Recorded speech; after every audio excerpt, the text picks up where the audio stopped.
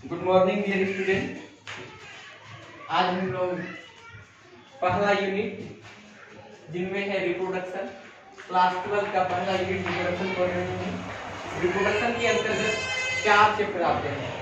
Reproduction के अंतर्गत 4 chapter आते हैं।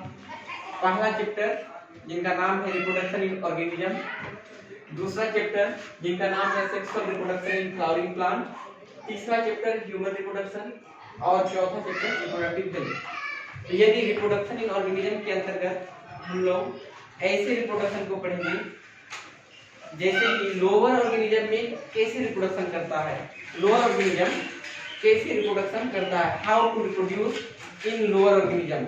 जैसे एसेक्सुअल रिप्रोडक्शन प्रायः बैक्टीरिया, अमीबा, यूग्लिना, पैरामीशियम में हम लोग बात करेंगे, लेकिन इसी के अंतर्गत हायर प्लांट भी रिप्रोडक्शन करते हैं, जैसे उनको बोलते हैं वेजिटेटिव प्रोपेगेशन।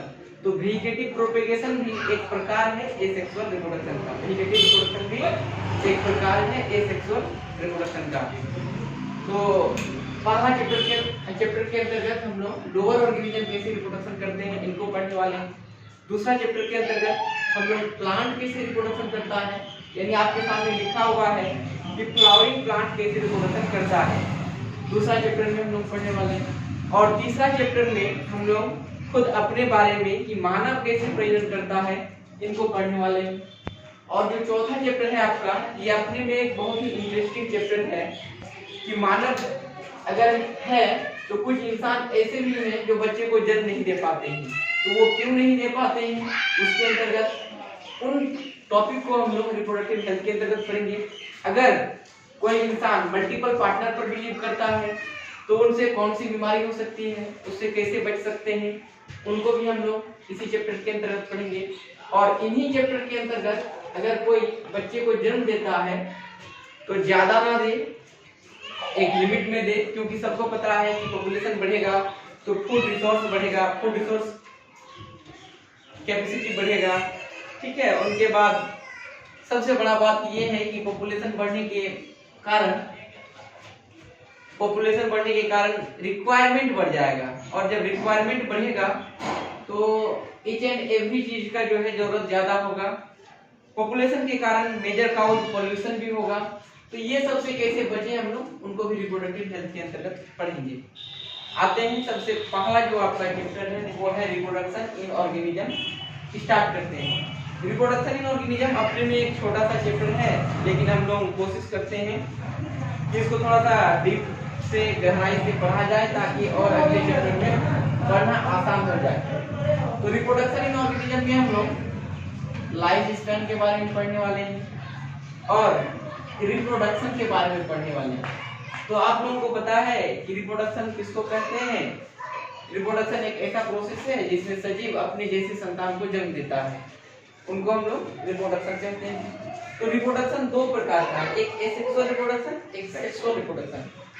ये सेक्सुअल रिप्रोडक्शन उसको कहेंगे जिसमें या तो गैमीट बनता है या फिर गैमीट नहीं बनता है। लेकिन आपको याद रखना है यहाँ गैमीट अगर बनेगा भी तो फ्यूजन नहीं होगा, और ऐसे रिप्रोडक्शन को एसेक्सुअल रिप्रोडक्शन कहेंगे। क्या बोले कि यहाँ गैमीट बन भी सकता है, नहीं भी बन सकता है। बनेगा तो भी फ्यूजन नहीं होगा, नहीं बनेगा तो कोई बात नहीं है। तो एसेक्सुअल रिप्रोडक्शन उन रिप्रोडक्शन को कहते हैं जिसमें गैमीट बनेगा लेकिन फ्यूज नहीं, ठीक है, बनेगा फ्यूज नहीं, और बनने के बावजूद फ्यूज भी नहीं करेगा। लेकिन अगर नहीं बनेगा तो फिर फ्यूज करने का कोई सवाल ही नहीं है। ऐसे रिप्रोडक्शन को एसेक्सुअल रिप्रोडक्शन कहते हैं। और दूसरा जो आपका रिप्रोडक्शन है वो है सेक्सुअल रिप्रोडक्शन। सेक्सुअल रिप्रोडक्शन उसको कहेंगे जहां पर गैमीट का मिलना, बनना और मिलना जरूरी है, यानी गैमीट बनेगा भी और फ्यूज भी करेगा। जहां गैमीट का फ्यूजन हो उस मेथड को हम लोग सेक्सुअल रिप्रोडक्शन कहते हैं। एसेक्सुअल रिप्रोडक्शन प्रायः एक पेरेंट के द्वारा उसमें एक पेरेंट ही भाग लेता है, जबकि सेक्सुअल रिप्रोडक्शन में प्रायः 2 पेरेंट भाग लेता है। लेकिन मैं फिर से कह रहा हूँ कि जनरली 2 पेरेंट्स आर इन्वॉल्व, लेकिन ऐसा कोई जरूरी नहीं है कि यहाँ केवल 2 ही पेरेंट्स होंगे। कभी कभी एक पेरेंट्स के द्वारा ही बच्चे का निर्माण हो जाता है, यानी सेक्सुअल रिप्रोडक्शन हो जाता है। सेक्सुअल रिप्रोडक्शन में हमने फिर से बता रहा हूँ, यहाँ गैमेट का मिलन होगा, जैसे आप सुने हैं, पढ़े हैं, टेपवर्म। ठीक है, तो टेपवर्म में एक ही बॉडी में मेल गैमेट भी बनता है, एक ही सेगमेंट में मेल गैमेट भी बनता है, फीमेल गैमेट भी बनता है। तो जब मेल गैमेट और फीमेल गैमेट दोनों बनेंगे तो जाहिर सी बात है फ्यूजन होगा, और फ्यूजन होगा तो उससे फिर क्या होगा, नए संतान की उत्पत्ति होगी। यानी हमने कहा सेक्सुअल रिप्रोडक्शन बाइपेरेंटल भी हो सकता है, यूनिपेरेंटल भी हो सकता है। जैसे अर्थवर्म तो हर्माफ्रोडाइट है, यानी क्या कर सकते हैं आप इसको, हर्माफ्रोडाइट मतलब बाइसेक्सुअल ऑर्गेनिज्म है। एक ही ऑर्गेनिज्म में मेल भी प्रेजेंट है, फीमेल भी प्रेजेंट है, लेकिन याद रखिएगा अर्थवर्म कभी भी सेल्फ फर्टिलाइजेशन को अलाउड नहीं करता है। यानी एक ही बॉडी में मेल गैमेट भी बनते हैं, फीमेल गैमेट भी बनते हैं, लेकिन मेल गैमेट और फीमेल गैमेट यानी मेल पार्ट फीमेल पार्ट के साथ अपना गैमेट को एक्सचेंज करते हैं, जबकि फीमेल पार्ट मेल पार्ट के साथ अपना गैमेट को एक्सचेंज करते हैं। यानी अर्थवर्म, ठीक है, उनके बाद लीच, ये सब ऐसे ऑर्गेनिज्म है तो बाइपेरेंटल। ठीक है, मतलब एक ही ऑर्गेनिज्म में दोनों सेक्स प्रेजेंट है, इनके बावजूद उसमें सेल्फ फर्टिलाइजेशन नहीं होता है, वहां क्रॉस फर्टिलाइजेशन होता है।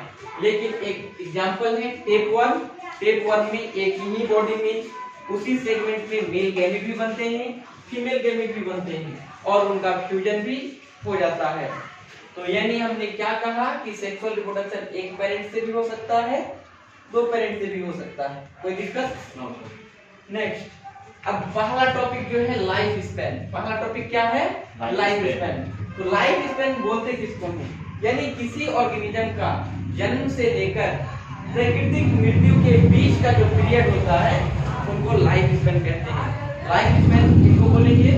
जन्म से लेकर प्राकृतिक मृत्यु के बीच का जो पीरियड है उसको हम लोग लाइफ स्पैन कहते हैं। हमने उनका डेफिनेशन लिख दिया है, the period between birth to natural death of an organism is called life span. कुछ बात हमने एक्स्ट्रा लिखा है जो आपके एनसीईआरटी में तो नहीं है, लेकिन नीट के प्रिपरेशन के लिए ये बहुत ज्यादा ही इंपॉर्टेंट है। ठीक है, ये रिप्रोडक्शन एक यूनिट है, इनके अंतर्गत अगर आप बोर्ड की बात करें तो 14 मार्क्स का क्वेश्चन पूछा जाता है, और अगर आप नीट की बात करें तो 10 से 11 क्वेश्चन का वेटेज है। ठीक, अब हम लोग पहला बात ये करना चाह रहे थे, मैक्सिमम लाइफ स्पैन क्या है। तो आप जानिए मैक्सिमम लाइफ स्पैन एक पॉपुलेशन में, एक आबादी में, ठीक है, एक आबादी में उसमें से जो सबसे ज्यादा सरवाइव किया उसको हम लोग मैक्सिमम लाइफ स्पैन कहते हैं। जैसे ये क्लास है, क्लास में जो भी 20-25 बच्चे बैठे हुए हैं, इनमें जो सबसे ज्यादा, यानी सब हम लोग एक स्पीसीज हैं, और इनमें से जो सबसे ज्यादा सरवाइव करेंगे, जो सबसे ज्यादा दिन तक जिंदा रहेंगे, उसको हम क्या बोल देते हैं? Maximum life span. हमने लिखा है maximum life span for a member of species, मतलब स्पीसीज का एक मेंबर जो सबसे ज्यादा सरवाइव किया उनको हम क्या बोलते हैं? Maximum life span. जैसे जापान में एक फीमेल थी, वो 121 ईयर सरवाइव की। ठीक है, जो अब तक का रिकॉर्ड है वो इस बात का प्रमाण है कि 121 साल सबसे ज्यादा एक फीमेल जिंदा रही। तो ये क्या हो गया? Maximum life span of human. ठीक है, किसी में भी हो सकता है, फीमेल में भी हो सकता है, मेल में भी हो सकता है। हम लोग उस आबादी की बात कर रहे हैं कि उस आबादी में सबसे ज्यादा कौन सरवाइव किया, उसको क्या बोलेंगे? Maximum life span. ठीक है आंसर? आगे बढ़े। ठीक है, एवरेज लाइफ स्पैन क्या है? एवरेज लाइफ स्पैन का मतलब ये होता है कि जैसे ये एक आबादी है, इसमें 25-30 बच्चे हैं, ठीक है, इनमें मैक्सिमम बच्चा कितना साल सरवाइव कर रहा है उनको हम लोग क्या बोलेंगे? Average life span. ठीक है, यानी अगर इसी में कोई 100 साल भी जी सकते हैं, कोई 80 साल भी जीते हैं, और कोई 10 साल में भी, ठीक है, उनका डेथ हो जाता है। लेकिन हम लोग बात क्या करेंगे, इस ग्रुप में, इस पॉपुलेशन में जो मैक्सिमम इंसान है, ज्यादातर इंसान किस एज को टच कर रहा है, कब तक सरवाइव रह रहा है, उसी को हम क्या बोल रहे हैं? Average life span. ठीक है, average number of year survived by a member of population, average number of year survived by a member of population. हमने अब तक कितना बात किया? हमने अब तक जो बात किया, रिप्रोडक्शन में 4 चैप्टर हैं, reproduction in organism, sexual reproduction in flowering plant, तीसरा चैप्टर ह्यूमन रिप्रोडक्शन, चौथा चैप्टर रिप्रोडक्टिव हेल्थ। इसके अंतर्गत पहला चैप्टर में हम लोग 2 चीजों को डिस्कशन कर रहे हैं, एक लाइफ स्पैन और दूसरा रिप्रोडक्शन। रिप्रोडक्शन 2 प्रकार का, एसेक्सुअल और सेक्सुअल। एसेक्सुअल को हम लोग पूरा डीप से देखने वाले हैं इसी चैप्टर के अंतर्गत। लाइफ स्पैन किसको बोले? बर्थ से लेकर नेचुरल डेथ के बीच की जो पीरियड है या अवस्था है उसको लाइफ स्पैन कहें। मैक्सिमम लाइफ स्पैन एक पॉपुलेशन में सबसे ज्यादा जो ऑर्गेनिज्म सर्वाइव करेगा उसको मैक्सिमम लाइफ स्पैन कहेंगे। एवरेज लाइफ स्पैन एक पॉपुलेशन में ज्यादातर लोग, मैक्सिमम इंसान, ठीक है, अगर इंसान की बात करें तो मैक्सिमम इंसान कितना एज सर्वाइव किया उनको हम एवरेज लाइफ स्पैन कहेंगे। जैसे राणा टिराना क्या है? एक मेढक का प्रजाति है, स्पीसीज है, और उनमें सबसे ज्यादा जो जिंदा रहेगा उनको मैक्सिमम लाइफ स्पैन, और ज्यादातर जो राणा टिराना, ठीक है, डेथ कर जाएंगे उनको क्या बोलेंगे? Average life span. तीसरा जो टॉपिक है लाइफ एक्सपेक्टेंसी। क्या है? Life expectancy. तो लाइफ एक्सपेक्टेंसी हम लोग देखिए लिखे हैं, लाइफ एक्सपेक्टेंसी को हमेशा हम लोग एवरेज लाइफ स्पैन के संदर्भ में ही पढ़ते हैं, ठीक है। यानी लाइफ एक्सपेक्टेंसी क्या है? अगर शॉर्ट वर्ड में कहें, number of year of an organism expect to survive. Number of year of an organism expect to survive, इसको क्या कहते हैं? Life expectancy. यानी जैसे आप मान लीजिए जापान कंट्री में है और इंडिया कंट्री में है, तो अगर जापान वाले को देखिएगा तो वहां पे लगभग इंसान 100 ईयर को टच करते हैं। तो वहां पर लाइफ एक्सपेक्टेंसी क्या है? Number of year of an organism expect to survive, इसको क्या कर रहे हैं? Life expectancy. यानी जैसे एक इंडिया कंट्री है, तो इंडिया में अगर आप देखेंगे तो यहाँ के लोग ज्यादातर जैसे 60 को क्रॉस करते हैं तो यहाँ के लोग कहने लगते हैं कि अब ये इंसान रिटायर्ड हो चुका है, ठीक है, यानी बुढ़ापे की स्थिति में आ गया है। लेकिन अगर हम लोग बात करें जापान की, तो वहां पे लगभग इंसान 100 ईयर को टच कर जाते हैं, और 100 ईयर में जो इंसान भारत का 60 साल में सोचता है वो जापान वाला 100 साल में सोचता है। यानी लाइफ एक्सपेक्टेंसी क्या है? उस आबादी का, ठीक है, ज्यादातर लोग किस एज तक टच करना चाहते हैं, इसी बात को हम लोग क्या कहते हैं? लाइफ एक्सपेक्टेंसी, ठीक है। क्या बोले? Number of year of an organism expect to survive, अगर शॉर्ट वर्ड में बोले। लेकिन जो हमने लिखा है the expected value of life span of individual of a given population of a species, मतलब उस स्पीसीज का, यानी उस पॉपुलेशन का जिस एरिया में रह रहा है वहां पे आप कितना एक्सपेक्ट कर रहे हैं कि ये वहां पे इस मेंबर, ये पॉपुलेशन कितना दिन सर्वाइव करेगा। नेक्स्ट लिखे हैं determined by taking average value of life span of individual of a given population of a species. यानी हमने क्या कहा? Determined by taking average value of life span. हमेशा जो लाइफ एक्सपेक्टेंसी है हम लोग इसको कहां से लेते हैं? एवरेज लाइफ स्पैन से लेते हैं। कहां से लेते हैं? एवरेज लाइफ स्पैन से लेते हैं। फिर से कह रहे हैं, अगर आप इसको शॉर्ट वर्ड में करना चाह रहे हैं तो number of year of an organism expect to survive, वहां का जो ऑर्गेनिज्म है, वहां का जो पॉपुलेशन है वो कितना एज एक्सपेक्ट कर रहा है, इसी को हम लोग क्या बोल देते हैं? Life expectancy. क्या बोलते हैं? लाइफ एक्सपेक्टेंसी, ठीक है। ये डिपेंड करता है, जो आपका तीसरा लाइन लिखे, life expectancy for human differ from country to country. अलग अलग कंट्री में लाइफ एक्सपेक्टेंसी अलग अलग है इंसान का, ठीक है। जैसे ये 3 बातों पर डिपेंड करता है। सोशल कंडीशन ऑफ कंट्री, कि उस जगह का, उस कंट्री का सोशल कंडीशन कैसा है। अगर वहां का सोशल कंडीशन बहुत अच्छा हो, ठीक है, फूड रिसोर्सेज अवेलेबिलिटी, ठीक है, अगर फूड रिसोर्सेज अच्छा हो, खाना पर्याप्त मात्रा में मिले, वहां माल न्यूट्रिशन ना हो, कुपोषण ना हो, ठीक है। उनके बाद जो तीसरा लिखे हेल्थ केयर फैसिलिटी, वहां का अगर हेल्थ केयर फैसिलिटी प्रॉपर हो, अच्छी तरीके का हो, तो क्या होगा? वहां पे इंसान ज्यादा सर्वाइव करेंगे, वहां पे इंसान ज्यादा सर्वाइव करेंगे। लेकिन अगर किसी कंट्री में सोशल कंडीशन ठीक ठाक नहीं हो, फूड रिसोर्सेज अवेलेबिलिटी नहीं हो, हेल्थ केयर फैसिलिटी नहीं हो, तो जाहिर सी बात है वहां के इंसान कम सर्वाइव करेंगे, ठीक है। नेक्स्ट लाइफ एक्सपेक्टेंसी हमने क्या बताया, number of year of an organism expect to survive, इसको हमने क्या कहा, लाइफ एक्सपेक्टेंसी कहा। ठीक है, ये तीन बातों पर निर्भर करता है, social condition of country, food resources availability, health care facility.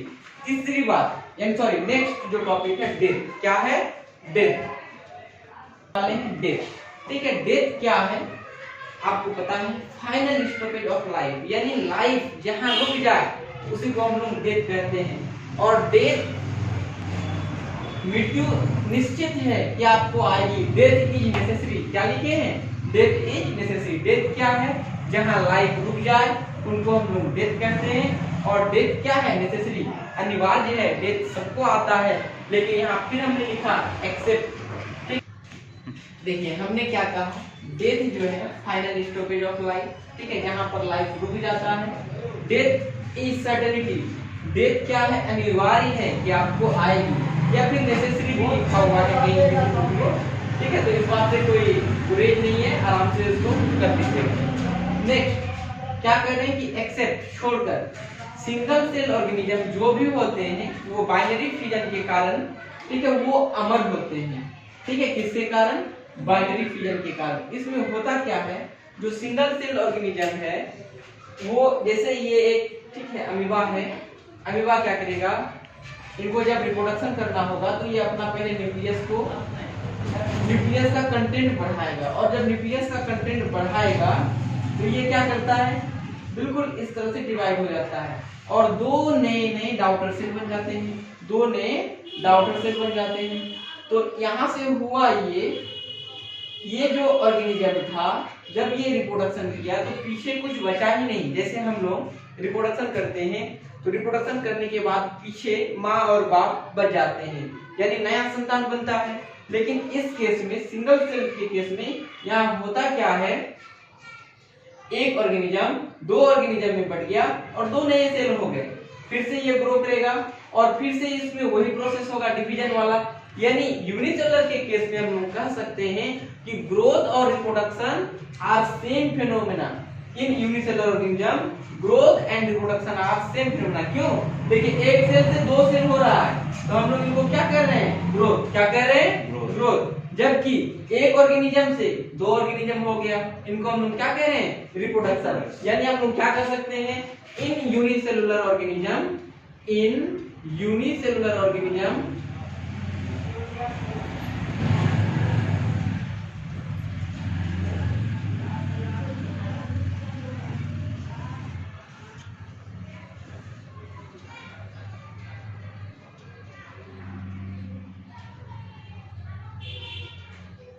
growth and reproduction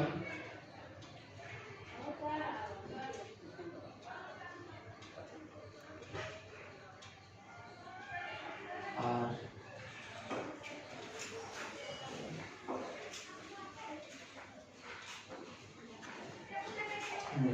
क्या कहा है हमने कि यूनिसेलुलर ऑर्गेनिज्म में ग्रोथ और रिप्रोडक्शन सेम फिनोमेना। क्यों, एक ऑर्गेनिज्म था दो ऑर्गेनिज्म बना, तो ये क्या है, रिप्रोडक्शन। एक सेल था दो सेल बना, तो ये क्या है, ग्रोथ। नेक्स्ट जो लाइन लिखी है, single cell organism is also called immortal cell, इसको अमर कहा जाता है। सिंगल सेल ऑर्गेनिज्म को क्या कहा जाता है, अमर। इसलिए इमॉर्टल कहा जाता है क्योंकि इनका नेचुरल डेथ नहीं होता है, इनका नेचुरल डेथ नहीं होता है। डेथ तो होता है, जैसे उस पे हम लोग अगर एम्पिसिलिन छिड़क दें, टेट्रासाइक्लिन छिड़क दें, ठीक है, कोई पॉइजन डाल दें तो डेथ होगा, लेकिन डेथ नेचुरल डेथ नहीं है। कैसा डेथ नहीं है, नेचुरल डेथ नहीं है।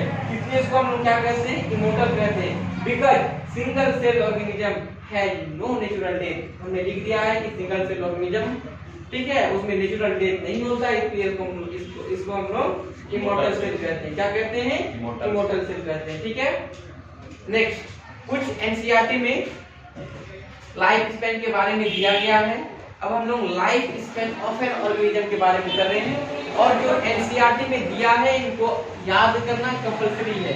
हर क्वेश्चन में, हर एग्जाम में आपको एक क्वेश्चन मिल जाएंगे नीट के, और बोर्ड में भी एक क्वेश्चन यहाँ से हमेशा हर बार पूछा जाता है। जैसे अगर एलिफेंट की बात करें तो एलिफेंट का लाइफ स्पैन 70 से 90 साल दिया गया है। वहीं रोज की बात करें तो 5 to 7 year life span of an organism. ठीक है, अगर हम लोग लाइफ स्पेन की बात करें दिवाकर, एलिफेंट का 70 से 90 साल होता है, जबकि रोज का 5 to 7 year, 5 to 7 year, dog का 25 से 30 साल, 25 to 30 ईयर। अलग अलग बुक में कुछ कंट्राडिक्शन मिल जाएंगे, लेकिन जो हम लिखा है आप इसी को प्रेफर कीजिएगा। ठीक है, जबकि बनाना tree 25 year, cow 20 to 25 year, parrot कितना है 140 ईयर। और आप इसको याद रखिएगा, इसमें कोई कंट्राडिक्शन नहीं है क्योंकि एनसीईआरटी फुलफिल कर दिया है। नेक्स्ट अगर बात करें हाउस फ्लाई तो 2 week, horse 60 year, banana tree 200 to 30 year. जिनको भी मैंने अंडरलाइन कर दिया है वो हमेशा ये प्रोबेबल है कि ये ज्यादा मतलब यही क्वेश्चन आपसे पूछे। Next rice plant 3 to 4 month, mayfly 1 day, butterfly 1 to 2 week.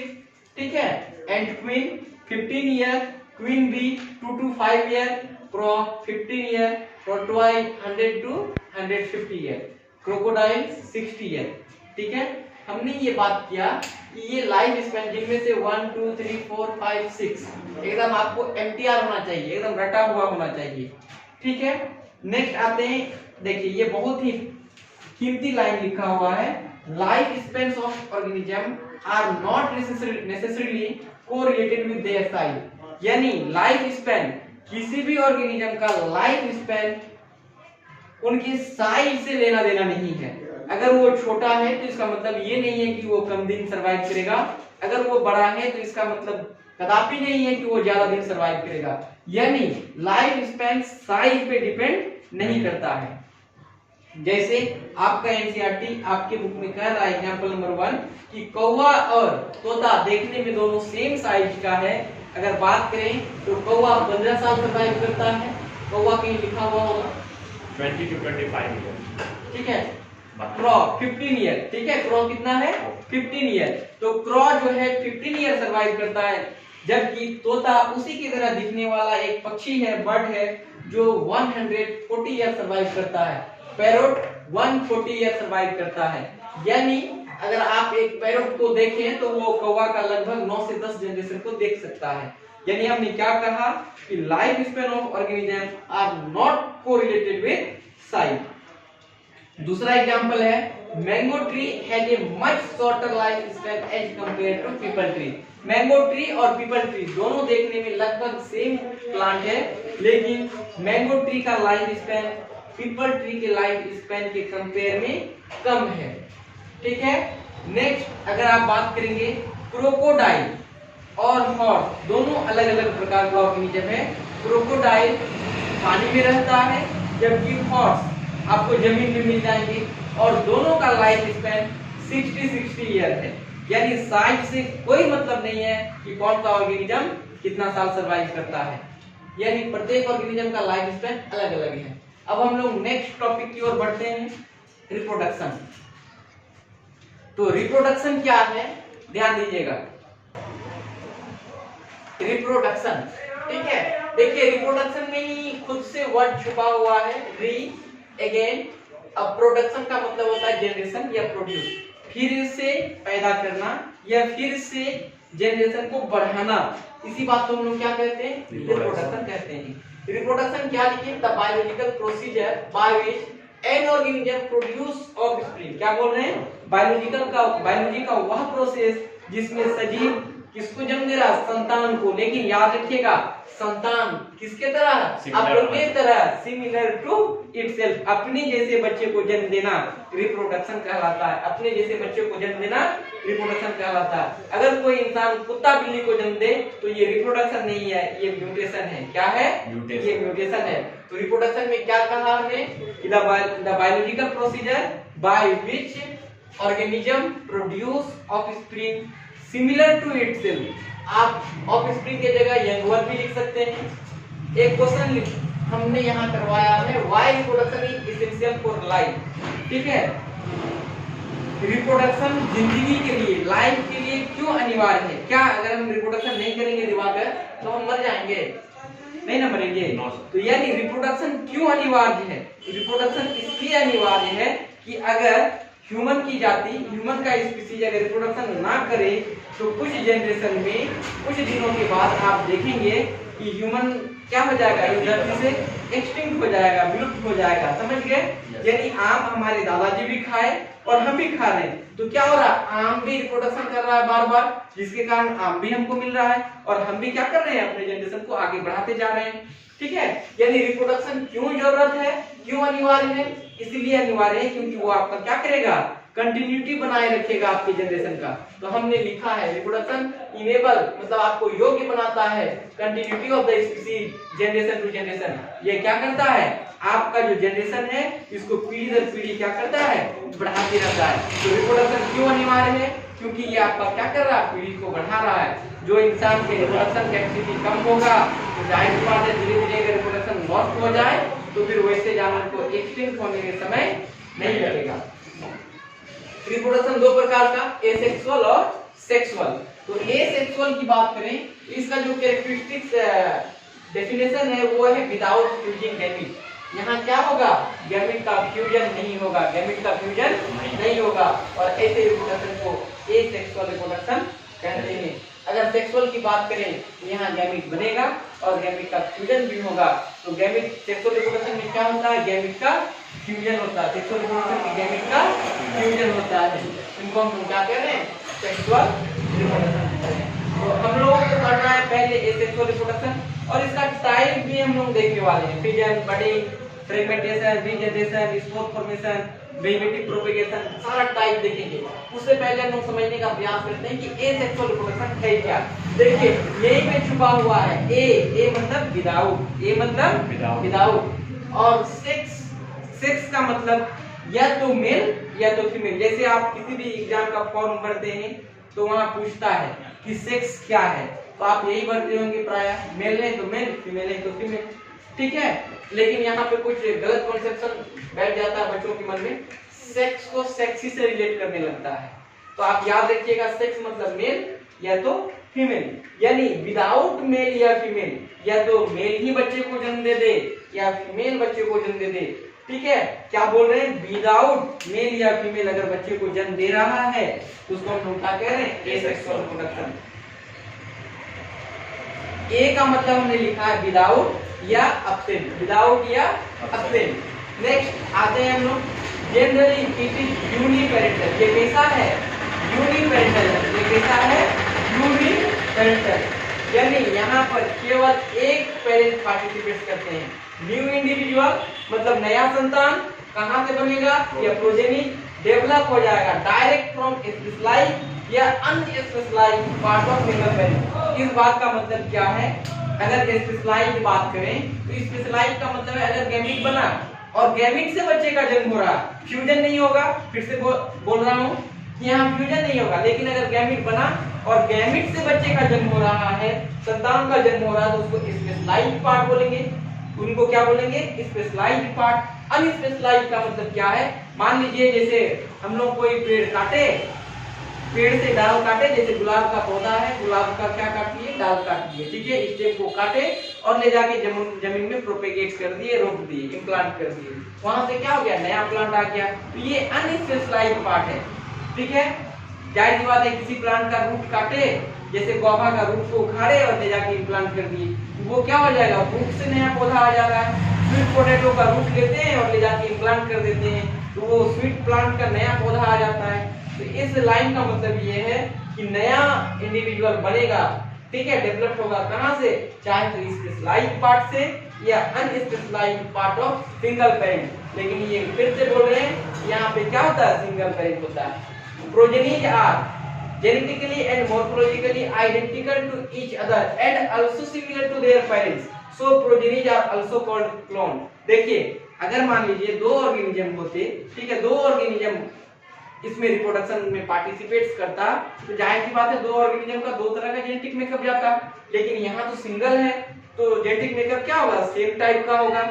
इसलिए क्या कह रहे हैं कि जो ऑफस्प्रिंग होगा बिल्कुल पेरेंट्स के कॉपी होगा, बिल्कुल पेरेंट्स के कॉपी होगा। यानी हम ये बोलना चाह रहे हैं, जैसे हम एक ह्यूमन है, ठीक है, हम एक ऑर्गेनिज्म है, तो इसमें क्या होता है, हम लोगों में एक मेल और एक फीमेल, यानी हम लोगों में सेक्सुअल रिप्रोडक्शन होता है। जब सेक्सुअल रिप्रोडक्शन होगा तो मेल का स्पर्म फीमेल के ओवम से मिलता है। स्पर्म ओवम मिलने के बाद जायगोट बनता है। तो यहाँ दो तरह का जेनेटिक मेकअप जा रहा है, जिसके कारण वेरिएशन की उम्मीद होती है, जिनके कारण वेरिएशन की उम्मीद होती है। लेकिन जो एसेक्सुअल रिप्रोडक्शन है उसमें कोई वेरिएशन ही नहीं होगा। जैसे एक ऑर्गेनिज्म से बच्चा होगा तो बिल्कुल ये उसी के तरह होगा, फिर उनसे बच्चा होगा तो फिर वो उनके एग्जैक्ट कॉपी होगा। यानी एसेक्सुअल रिप्रोडक्शन से होता क्या है, जेनेटिकली एंड मॉर्फोलॉजिकली सिमिलर हो जाता है। जेनेटिकली एंड मॉर्फोलॉजिकली सिमिलर हो जाता है। जेनेटिकली का मतलब ये होता है अनुवांशिक रूप से। क्या होता है? अनुवांशिक रूप से। जबकि मॉर्फोलॉजिकली का मतलब होता है देखने में कैसा, देखने में कैसा। तो एसेक्सुअल रिप्रोडक्शन का जो भी ऑफस्प्रिंग होगा वो देखने में भी सेम होगा और अंदर से भी सेम होगा। किसी बात को अगर देखने में और अनुवांशिक रूप से सेम हो उसको हम कहते हैं क्लोन। क्या कहते हैं? क्लोन। यानी क्लोन का डेफिनेशन आप ये भी कह सकते हैं, genetically and morphologically similar organism is called clone. ठीक है, ढेर सारा अगर एसेक्सुअल का प्रोडक्ट है तो उसको क्लोन कह रहे हैं। अब क्लोन के एक यूनिट को हम लोग रैमिट कहते हैं। क्या कहते हैं? रैमिट कहते हैं। और ये बहुत बार पूछा हुआ क्वेश्चन है, इस बात को याद रखेंगे कि रैमिट क्या है। रैमिट क्या है? Single membrane of the single member of the clone. Single member of the clone यानी क्या बोलते हैं, genetically and morphologically similar organism is called clone. और यूनिट ऑफ क्लोन के इकाई को क्या कहते हैं? रैमिट कहते हैं। क्या कहते हैं? रैमिट कहते हैं। नेक्स्ट जो लाइन लिखे हैं बहुत ही कीमती लाइन है, मियोसिस कॉमा फॉर्मेशन। क्या लिखे? मियोसिस या formation of gamete and fusion of gamete are absent. Asexual reproduction में मियोसिस नहीं होता है। मियोसिस में क्या होता है? रिकॉम्बिनेशन होता है। क्या होता है? रिकॉम्बिनेशन। मतलब दो तरह का जेनेटिक मेकअप आपस में फ्यूज करता है। तो जाहिर सी बात है यहाँ एक ही पैरेंट है तो यहाँ मियोसिस नहीं होगा। और मियोसिस नेक्स्ट लिखिए फॉर्मेशन ऑफ गैमीट्स। गैमीट्स बन भी सकता है, नहीं भी बन सकता है, लेकिन अगर बनेगा तो भी फ्यूजन नहीं होगा। तो क्या लिखिए? Formation of gamete and fusion of gametes are absent. Gamete बन भी सकता है लेकिन फ्यूजन नहीं होगा। नेक्स्ट जो लाइन लिखे हैं ये क्विक मेथड फॉर रिप्रोडक्शन। क्या है? इसमें हम लोग जितना तेजी से चाह सकते हैं, यानी एसेक्सुअल रिप्रोडक्शन में बच्चा जन्म देने का कैपेसिटी ज्यादा होता है as compare to sexual reproduction. तो क्या लिखे? It is quick method of reproduction. इनमें क्या होगा, बार बार, ठीक है, जैसे एक पौधा है, गुलाब का पौधा, उनमें ढेर सारा स्टेम है, काटिए और ले जाके रोप दीजिए। ठीक है, फिर क्या हो जाएगा, कुछ दिन में वहां से नया पौधा आ जाएगा, फिर से कट करेंगे, नया आ जाएगा। यानी एसेक्सुअल रिप्रोडक्शन का कैपेसिटी बच्चे को जन्म देने का ज्यादा है, इसलिए लिखे हैं it is quick method of reproduction. ये कैसा मेथड है? क्विक मेथड है। नेक्स्ट अगर बात करें, a very large number of individuals can be produced by current. मतलब एसेक्सुअल रिप्रोडक्शन से बहुत ज्यादा संख्या में क्या होता है, इंडिविजुअल का जन्म होता है। Next it occurs in lower organism. ये आपको कहाँ मिलेगा? लोअर ऑर्गेनिज्म में मिलेगा, जैसे यूनिसेलुलर ऑर्गेनिज्म जो एक सेल के हैं, ठीक है, सिंपल प्लांट्स में, जो सिंपल प्लांट्स है उसमें देखने को मिलेगा एसेक्सुअल रिप्रोडक्शन, सिंपल एनिमल में देखने को मिलेगा, ठीक है। हायर प्लांट में दिखेगा, तो हायर प्लांट में क्या दिखता है? Vegetative propagation. वेजिटेटिव प्रोपेगेशन क्या है? फूल को छोड़कर अगर किसी और भाग से नए पौधे का जन्म हो जाए तो उनको हम क्या कह देते हैं? Vegetative propagation. तो हमने यहाँ लिखा है वेजिटेटिव प्रोपेगेशन क्या है? Vegetative reproduction a type of asexual reproduction है। लेकिन हमने फिर से यहाँ कहा है कि in asexual reproduction formation of gametes, ठीक है, मे और may not occur but fusion of gamete never occur. यानी क्या कह रहा हूँ, एसेक्सुअल रिप्रोडक्शन में फॉर्मेशन ऑफ गैमीट हो भी सकता है, नहीं भी हो सकता है, लेकिन फ्यूजन ऑफ गैमीट, यहाँ गैमीट का मिलन नहीं होता है। हमने इस वीडियो में क्वालिटी के साथ साथ क्वांटिटी, पूरी की पूरी क्वांटिटी देने का प्रयास किया है, ठीक है। इसके बाद हम लोग नेक्स्ट बात करने वाले हैं, जहाँ गैमीट बनता है, पार्थिनोजेनेसिस को दिखाएंगे वहाँ क्या होता है, लेकिन ये हम लोग नेक्स्ट वीडियो में बात करने वाले हैं। ठीक है, तो आज का क्लास यहीं पर एंड कर रहे हैं, फिर हम लोग मिलेंगे अगले क्लास में। तब तक के लिए गुड बाय, थैंक यू।